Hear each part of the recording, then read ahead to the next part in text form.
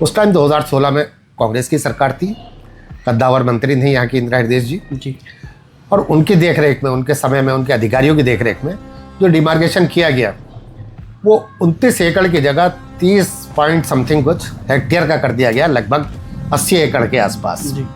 और हम लोगों ने उस टाइम उनका विरोध भी किया कि ये तरीका गलत है, कहाँ तक लगाया जा रहा है निशान। शायद उस समय आप कांग्रेस में ही? जी, मैं कांग्रेस में ही था उस टाइम। उन्होंने कहा था कि किसी की कोई एक ईंट नहीं हिलेगी, सबको मालिकाना हक मिलेगा। हमने वो कहा था जिन्हें मालिकाना हक की जरूरत है उन्हें मिले, ठीक है, जो हम लोग पहले से मालिक है तो हमारे आगे क्यों ये किया जा रहा है। तो उन्होंने तो उस टाइम भी ये इतने बड़े एरिया को, करीब 80 एकड़ के आसपास जो लोग हैं, ये सब इंदिरा हृदयेश जी की देन है कि इतना बड़ा एरिया उस टाइम उन्होंने शामिल कर दिया गया, जबकि सिर्फ 29 एकड़ रेलवे की ज़मीन की बात थी, जबकि रेलवे की ज़मीन स्टेशन के ऊपर की साइड भी थी और आगे तक है, काड़ूदाम तक बहुत ज़मीन है। दोस्तों, स्वागत है आपका i7 न्यूज़ पर।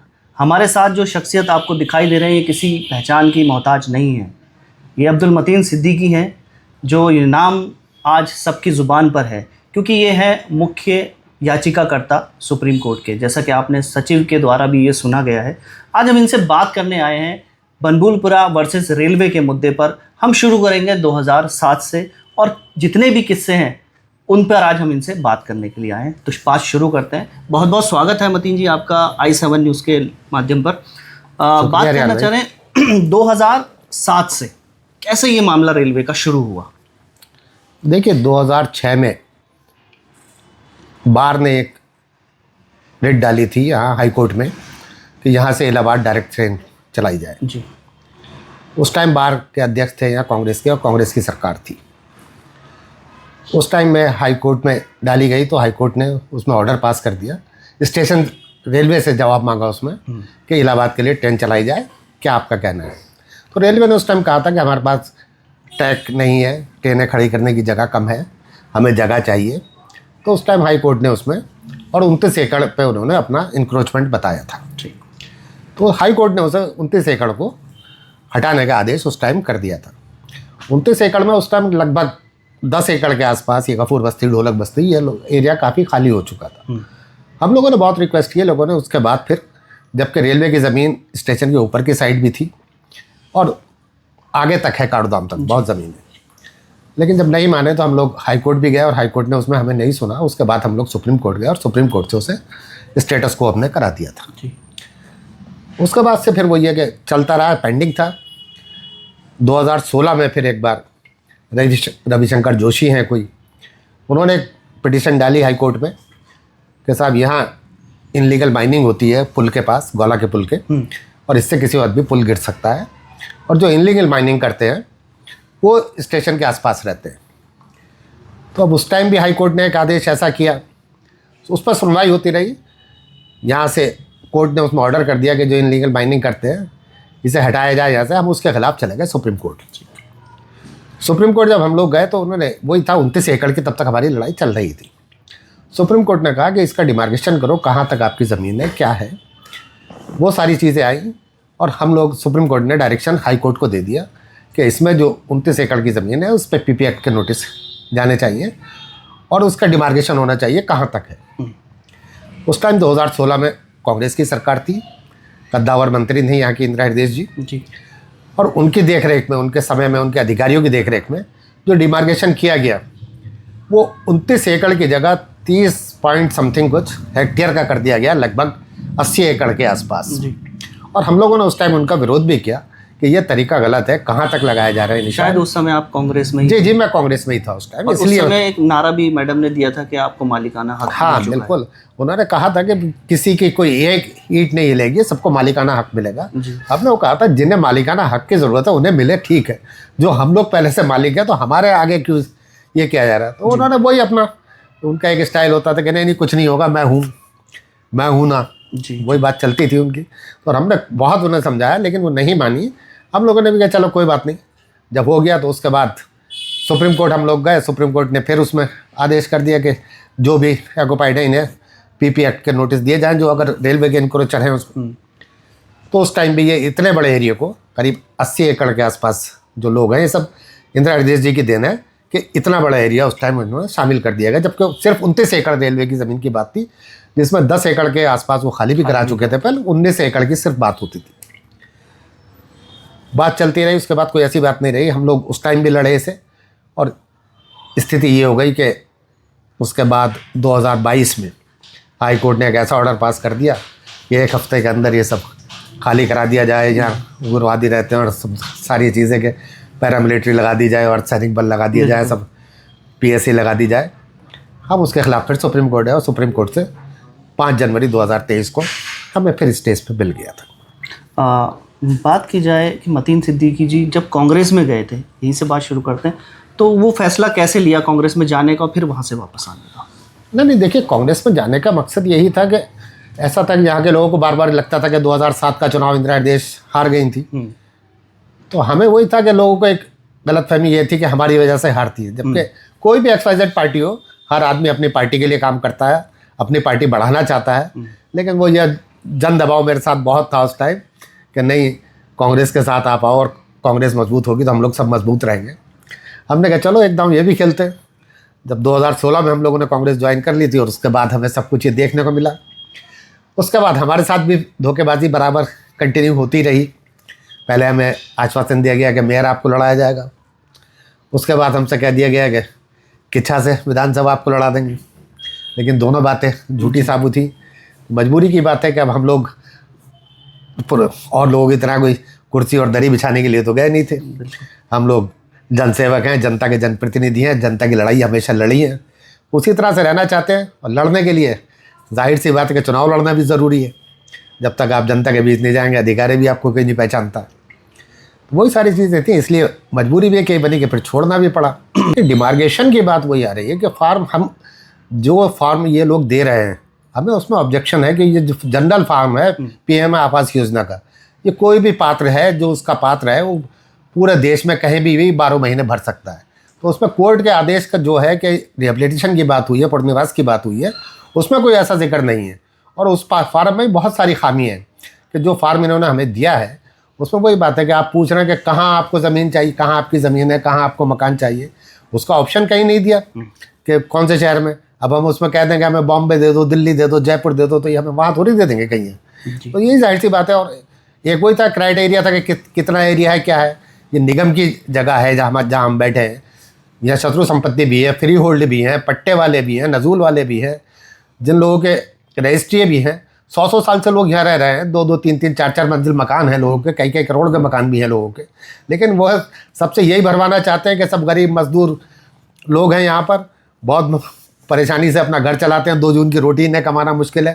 तो सबको स्लम एरिया घोषित करना चाहते हैं ताकि कोर्ट में अपना एक प्रोपेगेंडा रख सके कि ये सब स्लम एरिया है और इन लोगों को मुआवजा दिया जाए या जो भी दिया जाए, इन्हें हटाया जाए यहाँ से। हम देखते हैं सुप्रीम कोर्ट में आप शुरू से पैरवी कर रहे हैं, और उसका सामने भी आ गया है, जो सचिव हैं उन्होंने खुद बताया कि आप मुख्य जो है याचिका करता है। लेकिन जब भी देखा जाता था कि हमने काफ़ी सोशल मीडिया चैनलों पर देखा है कि वहाँ पर जो वकील खड़े होते हैं वो हमारे सलमान खुर्शीद खड़े होते हैं, साथ में विधायक जी खड़े होते हैं। आपकी बहुत कम बाइट आती थी, आपके वकीलों की बहुत कम बाइट आती है, क्या ये मतलब? देखिए, एक कहावत है ना कि जो गरजते हैं वो बरसते नहीं जी, और जो बरसते हैं वो गरजते नहीं। फिर सीधी सी बात है कि जो हमारे एडवोकेट है, बहुत सीनियर एडवोकेट है और 2007 से इस मुकदमे को देख रहे हैं और बहुत बारीकी से हर चीज़ को जानते हैं। और बराबर जिन लोगों ने लाइव कोर्ट की अगर देखी है तो उन्हें अच्छी तरह पता है कि हमारे वकीलों के अलावा शायद ही कोई वकील बोलता हो। सलमान खुर्शीद साहब हैं, बाहर बहुत अच्छी बाइट देते थे, जितनी अच्छी उन्होंने बाइट बाहर दी है, अगर उसका 5% भी कोर्ट के अंदर बोलते तो शायद रिजल्ट कुछ और होते। आपका कहने का मतलब सलमान खुर्शीद जी ने बहुत कम पैरवी की? नहीं, मेरे नज़र में तो ना की बराबर की है, जो करनी चाहिए थी ना। जितनी बाइट में कहता रहा बाहर दे रहे हैं, उसका 5% भी अगर कोर्ट में बोले होते तो बहुत कुछ हो सकता था। अच्छा, इसमें जैसे ये हर बार सर्वे करते हैं, पहले भी सर्वे हुआ, 2016-17 में भी हुआ, हर बार में कभी पीछे चले जाते हैं, कभी आगे चले जाते हैं। इनके डिमार्केशन में भी अभी कोई ट्रांसपेरेंसी नहीं है, उस पर क्या कहना चाहेंगे? नहीं, वही बात है ना, सर्वे का भी बात वही आ रही है कि बार बार सर्वे के लिए 2024 में भी, 24 जुलाई 2024 में भी इसी सूर्यकांत साहब थे कोर्ट नंबर 4 में, इन्होंने तब भी रेपुटेशन की बात की थी और सर्वे की बात की थी कि बिल्कुल एक्यूरेट लाओ कि कितने लोग इसमें अफेक्टेड हो रहे हैं, कितनी उनके पास ज़मीन है, कितना एरिया है, क्या पोजीशन है उनकी, सारी चीज़ें मांगी थी। इन्होंने उस टाइम सर्वे भी किया था, उसकी रिपोर्ट दी नहीं दी आज तक उसका भी कुछ नहीं पता। तो हम लोग भी अब सारी फाइल की बारीकी से उसमें जांच करा रहे हैं, क्योंकि इतनी जल्दी हमें भी उम्मीद नहीं थी कि इसी डेट में इतना सब कुछ ऑर्डर हो जाएगा। तो हम लोग बहुत बारीकी से इसमें देख रहे हैं, 28 अप्रैल की तैयारी कर रहे हैं। उम्मीद है कि कोई ना कोई अच्छा रिजल्ट आएगा। सुप्रीम कोर्ट ने साफ कहा है कि ये अतिक्रमणकारी नहीं है, लेकिन यहाँ के जो लोग हैं, कुछ लोग मैं कहूँगा, बाकी तो सब सपोर्ट में है, कुछ लोग सीधे सीधे यहाँ के लोगों को अतिक्रमणकारी कहते हैं। क्या उस पर कहना चाहेंगे? नहीं, देखिए, अतिक्रमणकारी का था, तो जब कोर्ट ने सबको ऑक्युपाइड मान लिया है तो अतिक्रमण तो नहीं माना जा सकता। अब जो लोग कह रहे हैं अतिक्रमणकारी हैं, तो वो तो पूरे देश में सब कहीं ना कहीं हैं, और ऐसा नहीं कि इसी समाज के या इसी एरिया में लोग हैं। इसके अलावा भी आप अगर ट्रैक के रेलवे स्टेशन के आसपास बात करें, यहाँ से काठगोदाम की तरफ चले जाए तो मेरे ख्याल से 10-10, 15-15, 20-20 फीट की दूरी पर लोगों के पक्के बड़े अच्छे आलीशान मकान बने हुए हैं। मोदी सिंह जी, एक सवाल हमेशा उठता है कि क्या इस 2.5 किलोमीटर के एरिए में ही रेलवे स्टेशन बनेगा? इतना बड़ा रेलवे स्टेशन आपने कहीं देखा है? नहीं, देखिए, हमारा भी वही मानना है। हमने शुरू से इस बात को रखा है। 2007 से हम लोग लड़ रहे हैं, 16 में भी हमने ये बात रखी थी कि जितनी रेलवे को आवश्यकता है, जितना वो अपना बढ़ाना चाहते हैं, उतनी जगह ले लें, उतने लोगों को रिहेबिलिट कर दें। वही कोर्ट तो आज भी वही कर रही है। लेकिन बात वही है ना कि आपका अभी तक कोई प्रोजेक्ट नहीं है जी, कोई सेक्शन नहीं है। भाई कोई ऐसा तो है नहीं, इतना बड़ा अगर आप स्टेशन बनाएंगे तो हज़ारों करोड़ रुपए उसके लिए भी चाहिए। बिल्कुल। इतनी बड़ी आबादी को हटाएंगे, हज़ारों करोड़ उसके लिए भी आपको रिहेबिलिट करने के लिए चाहिए। तो ऐसा नहीं है, एक डी क्लास का स्टेशन है। मेरा ख्याल से पूरे हिंदुस्तान में इतना बड़ा स्टेशन कहीं नहीं होगा। और ये जंक्शन भी नहीं है, यहाँ से लालपुर आप चले जाइए, 16 किलोमीटर है, बिल्कुल ऑलरेडी जंक्शन है वो। वहाँ अमृत योजना के तहत पैसा भी आ चुका है। इतनी बड़ी आपने वो नगीना कॉलोनी वहाँ हटाई है, वहाँ आप उसका डेवलपमेंट अभी तक नहीं कर पाए। बिल्कुल। यहाँ काठगोदाम चले जाइए, वो जंक्शन भले ही नहीं है, लेकिन सारी फैसिलिटी वहाँ मौजूद है, वॉशिंग से लेकर और सारी ट्रेन के आने जाने के लिए, तो सारी चीज़ें वहाँ फैसिलिटी मौजूद है। हल्द्वानी की इतनी आवश्यकता भी नहीं है। लेकिन अगर ज़रूरत भी है तो यहाँ भी आपके पास 5-5 ट्रैकें हैं, 3 ट्रैकें आज भी बिल्कुल डेड पड़ी हैं, बिल्कुल। तो आप उनका भी यूज़ कर सकते हैं। लेकिन वही है, अब क्या सोच बना रखी है। कभी कहते थे कि वो सब ट्रैक बह जाएगी, उसके लिए रिटर्निंग वॉल की बात आई। आज 3 साल हो गए, आज तक तो ट्रैक बहती नहीं दिखी। अब स्टेशन बहता हुआ दिखा इन्हें। स्टेशन का विस्तारीकरण करना, तो कितना बड़ा स्टेशन बनाना चाहते हैं। अब तो वो चाहते हैं कि सुप्रीम कोर्ट भी एक बार इसका सर्वे करा ले सब, और जो बात ठीक लगे, जितने लोगों को भी हटाने की जरूरत पड़े उतने लोगों को हटा लें, और बाकी लोगों को जो जिन्हें हटाया जाए उन्हें रिहेबिलिट कर दिया जाए। स्टार्टिंग में तो यही बात चली थी कि ये सारी जगह रेलवे की है। जब सुप्रीम कोर्ट में लताड़ लगी तो सरकार ने माना कि हाँ, ये हमारी भी जगह है और हम जो है रेलवे को विस्तार के लिए देना चाहते हैं। लेकिन इतने सारे लोगों को उजाड़ के आप रेलवे को देना चाहते हैं, तो सरकार की क्या मंशा आपको लगती है? नहीं, वही तो बात आ रही है ना कि सरकार की मंशा क्लियर होनी चाहिए कि अगर हम तो कह रहे हैं विकास होना चाहिए क्षेत्र का। अब तो 2007 में भी हमने कोर्ट में खड़े होकर कहा था कि विकास चाहते हैं, लेकिन इन शर्तों पर नहीं चाहते कि लोगों को उजाड़ करो। हमारे पास बहुत सारे ऑप्शन है आज भी। रेलवे की काफ़ी वैकेंट लैंड पड़ी है, फॉरेस्ट वैकेंट लैंड पड़ी है स्टेशन के आसपास। विकास आपको करना है, कोई सी भी लैंड लेके कर सकते हैं। इतनी बड़ी आबादी उजाड़ के आप क्यों करना चाहते हैं? हम तो खुद असमंजस में हैं, क्योंकि सीधी सी बात है कि अगर तुम्हें विकास भी करना, डबल लाइन भी लाओगे, तो आपको लालकुआं से यहाँ तक डबल लाइन लानी पड़ेगी, काठगोदाम तक डबल लाइन लानी पड़ेगी। सिर्फ इस 2.5 किलोमीटर के एरिया से डबल लाइन डाल के अगर काम चलता तो हमारी तो समझ से बाहर की बात है जी।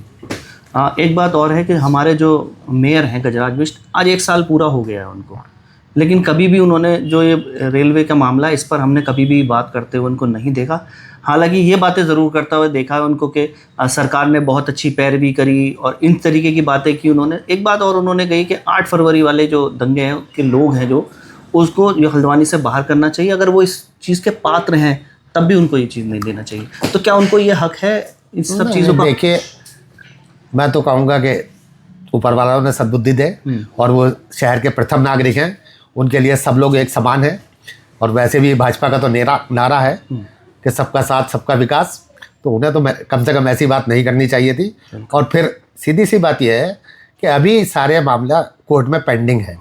जिस दिन कोर्ट कन्विक्ट कर दे या सजा कर दे, उस दिन आप इस बात के कहने के हकदार हैं कि ये लोग इसके दोषी हैं। बिल्कुल। जब तक कोर्ट किसी चीज़ का निर्णय नहीं करता है, तब तक आपको कोई हक नहीं है किसी को दोषी या निर्दोष कहने का।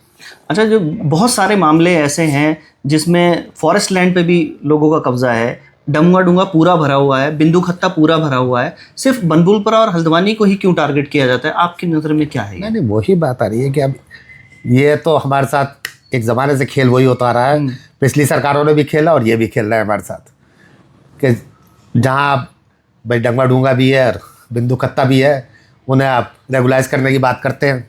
रुद्रपुर में भी आपने जो लोग लंबे समय से रह रहे थे, 50-50 गज के जो प्लॉट थे लोगों को, फ्री ऑफ कॉस्ट आपने फ्री होल्ड किए क्योंकि नॉन मुस्लिम। जी।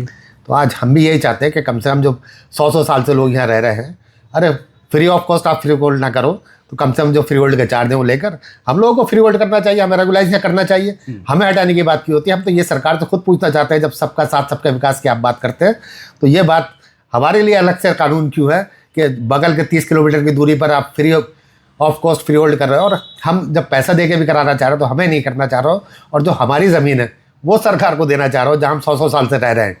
तो हम तो ये सरकार से पूछना चाहते हैं और यही चाहते हैं सरकार से कि सरकार को दोनों जो कानून है उसके दायरे में रह के बात करनी चाहिए और सारी जनता को एक नज़र से देखना चाहिए।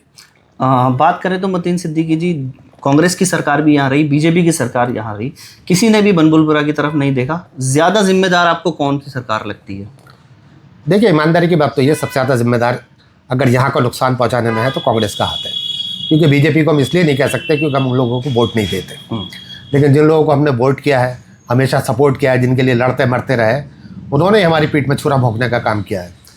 तो जाहिर सी बात है कि सबसे बड़े दुश्मन हमारे लिए यहाँ कांग्रेस ही रही है। जब बात करें तो अब ये जो 28 तारीख बताई गई है, 28 अप्रैल जो सुप्रीम कोर्ट की डेट है, उसके लिए क्या तैयारी है आपकी? नहीं, देखिए, अब तो पहले तो इनके सरकार के जवाब का इंतज़ार कर रहे हैं कि जो सर्वे कर रहे हैं, जो फॉर्म भर रहे हैं, ये अपनी क्या रिपोर्ट पेश करते हैं, उसका अवलोकन करेंगे। फिर उसके जो हमारे एडवोकेट हैं उसके अवलोकन करने के बाद अब आप लोग अपनी तैयारी करेंगे। अभी तो पहले इन्हीं के जवाब का इंतज़ार है कि ये क्या भी है। ठीक, बहुत बहुत शुक्रिया आपका i7 न्यूज़ से बात करने। Thank you.